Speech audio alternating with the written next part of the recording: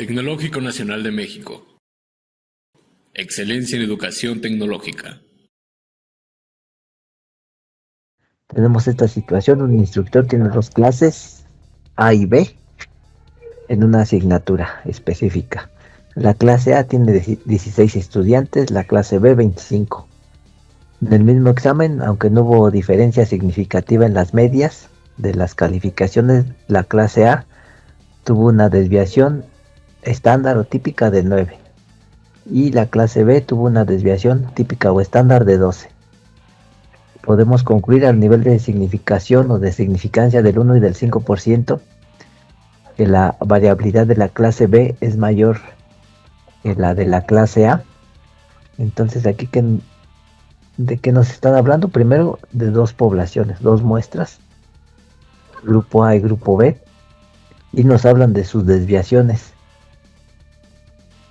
Entonces aquí, de acuerdo a lo que nos dice la última pregunta, la pregunta que sale aquí al final del texto, y que nos dice que si la variabilidad de la clase B es mayor al de la clase A. Entonces aquí tendremos que hacer una prueba de hipótesis de dos varianzas o dos desviaciones estándar. Entonces vamos a comenzar listando los datos con los que contamos y vamos a referirnos precisamente a la clase A como muestra 1 y a la clase B como muestra 2. Entonces voy a ir colocando los datos: 16, otra 25, y nos hablan de sus desviaciones típicas de 9 y de 12. Este primer dato lo estaremos refiriendo al tamaño de la muestra 1, la clase A. ¿Qué más tenemos? Tamaño de muestra 2, el de la clase B. Y las desviaciones estándar muestrales, por supuesto, de la clase A, 9, y de la clase B o clase 2, 12. Entonces el primero es clase A o grupo A y el otro será grupo B o clase B. Bueno, entonces igual que en los ejercicios anteriores, la hipótesis nula H0 siempre girará en torno a la igualdad. Desviación estándar del grupo A igual a la desviación estándar del grupo 2. O sea, es que la variabilidad en ambos grupos es la misma. Bueno, de acuerdo entonces a lo que nos dice aquí la pregunta, nos pide probar si la variabilidad de la clase B es mayor al de la clase A. Entonces aquí, ¿qué signo acomodaría mejor para representar esa situación? Menor, mayor, diferente. Le ponemos así como están en ese orden las desviaciones. Si le ponemos el mayor, pues va a decir que la clase A es mayor que la clase B respecto a variabilidad, ¿no? Eso no es lo que queremos, ni tampoco probar la diferencia de sus desviaciones. Lo que queremos ver es si la clase B es mayor respecto a la A. Entonces es lo mismo que pongamos así la hipótesis. Significará que la variabilidad de la clase B es mayor la de A, o lo que es lo mismo, que la variabilidad de A es menor que la de B. Bueno, entonces sería un ensayo ahora de cola izquierda.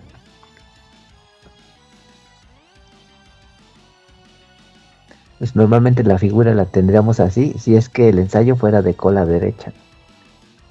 Entonces esa curva, bueno, esa región de rechazo, en lugar de aparecer aquí, tendría que aparecer en esta cola. Entonces, esta sería la figura que estaría representando un ensayo de cola derecha, ¿no? Pero aquí estaríamos haciendo un ensayo de cola izquierda. Entonces esta región alfa estaría, en lugar de en esta cola, en esta de acá. Bueno, antes de ir a eso, vamos aquí a calcular estos valores de la desviación estándar, perdón, de la varianza muestral 1, varianza muestral 2. Creo que por aquí me quedaría. Varianza muestral 1, varianza muestral 2. Y bueno, para su cálculo, pues nada más necesitamos de n.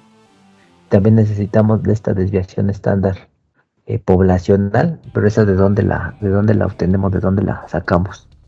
Entonces, estos valores de aquí, aunque si analizamos bien el texto, no es claro si son de la muestra o son de la población. Estas desviaciones estándar, podemos directamente asumir, pudiéramos decir que serían aproximadamente iguales a estos valores de la desviación estándar muestral, si es que los consideráramos así, o inferir directamente que son los datos de la desviación estándar poblacional. Es decir, aquí, como les digo en el texto, no es del todo claro si este valor de 9 y de 12 de las desviaciones estándar provienen de una muestra o son datos que ya existen con anterioridad. Pudiéramos directamente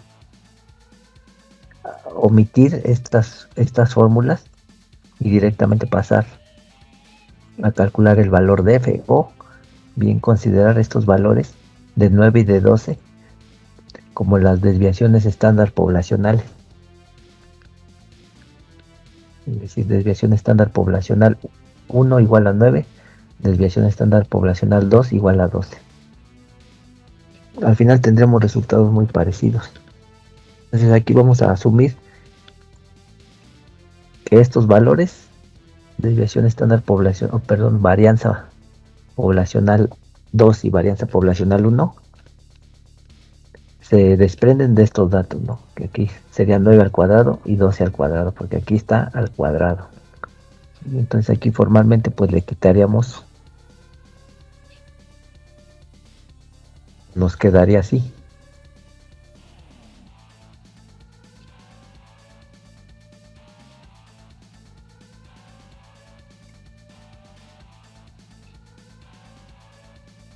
Entonces N1, 16 sobre N1 menos 1, o sea, sobre 16 menos 1.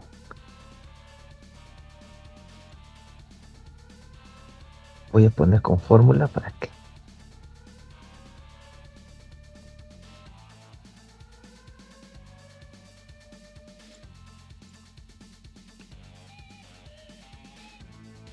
menos 1, y todo eso dice que se multiplica por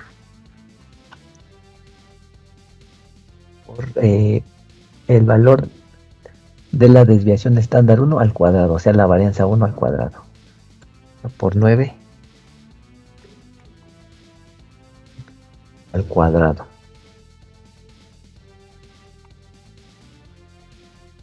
86.4. Y si lo hubiéramos hecho directamente, vamos a ver cuánto nos hubiese salido. O sea, simplemente nos hubiese aquí salido 9 al cuadrado, 81. O sea, la otra forma, si hubiésemos optado por directamente decir que estos valores son los de la desviación estándar muestral, nos hubiera salido 9 al cuadrado, pues 81. Así directamente. Bueno, entonces el otro, N2 sobre N2 menos 1.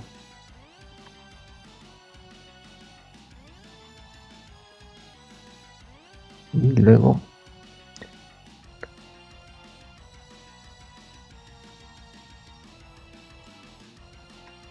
multiplicando a 12.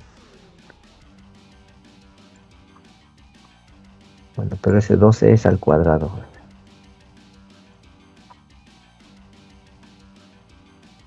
El valor de aquí es al cuadrado.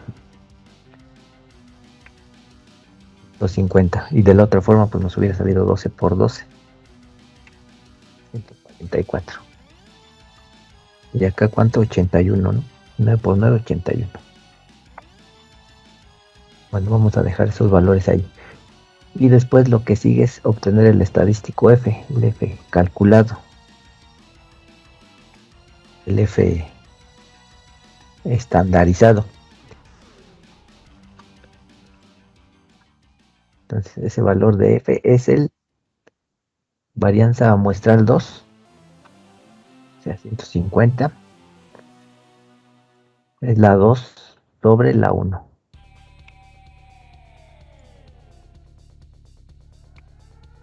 .73. Dejen ver si eso fue lo que salió.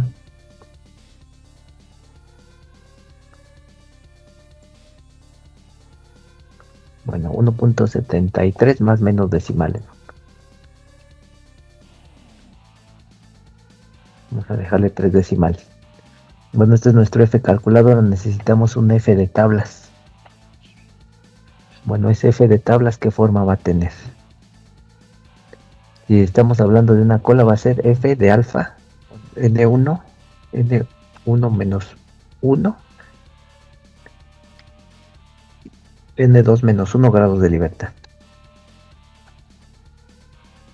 Acuérdense que en la distribución F necesitamos de 2 grados de libertad, uno referido a la muestra 1 y el otro a la muestra 2. Entonces así quedaría. Bueno, en el inciso A, precisamente alfa es igual a ¿cuánto? A 1%. Es igual al 1%. Entonces, siguiendo esta forma, va a ser esta. Distribución F. Probabilidad de este valor. Grados de libertad 1. 16 menos 1. Grados de libertad 2. 25 menos 1. Grados de libertad 2. 25 menos 1. Ahora bien, aquí hay que hacer una consideración importante. El área que nos va a dar, siguiendo tal cual esta expresión, va a ser esta de aquí, como nos la da la figura original. Entonces, ¿qué necesitaríamos hacer para que nos diera, en lugar de esta sección de acá? Este valor de 2.88 sería el que estaría ubicado acá, pero nosotros, en realidad, de acuerdo a como está ahí indicado el ensayo, requeriríamos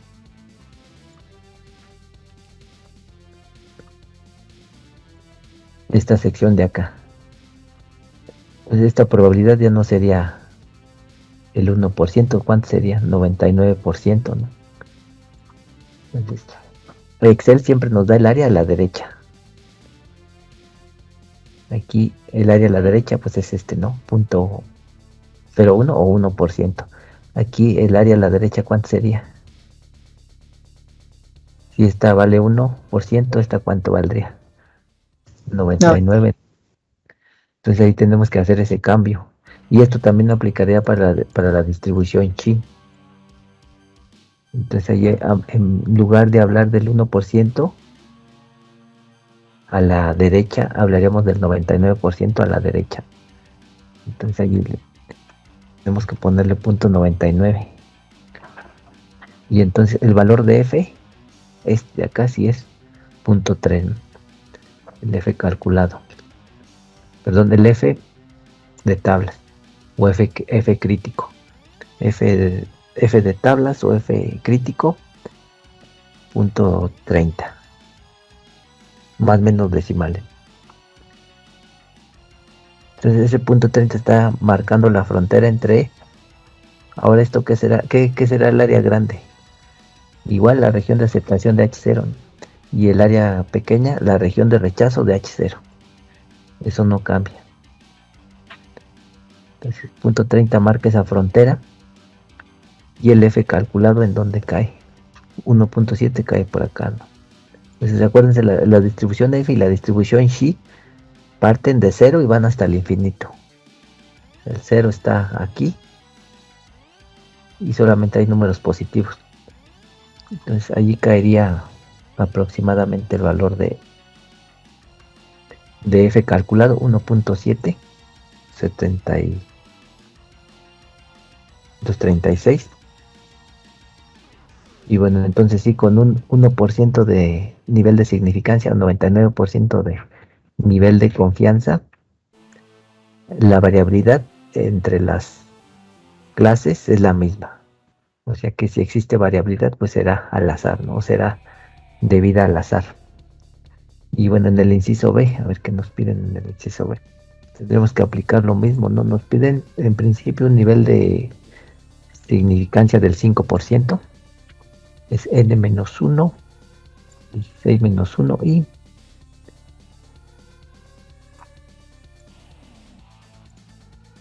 25-1 grados de libertad.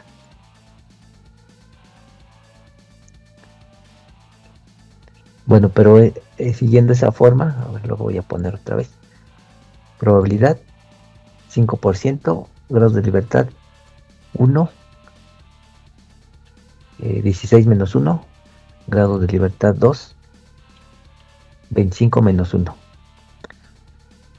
El valor que nos da 2.10, pero este valor estaría referido a esta figura, ¿no? Nosotros queremos asociarla a una cola izquierda. Entonces aquí ya no hablaríamos del 5%, sino del 95 o 0.95. Entonces en el inciso B, la figura nos quedaría así, 43. Y acá, pues ese no cambia, ¿no? Ese es el valor de f calculado, seguiría cayendo en este lado derecho. Y ese lado derecho, esa área grande, estaría representando la región de aceptación de H0. O sea que la variabilidad de A y de B es la misma. La variabilidad de los grupos A y B es la misma, con un 95% de nivel de confianza. Esto en el inciso B.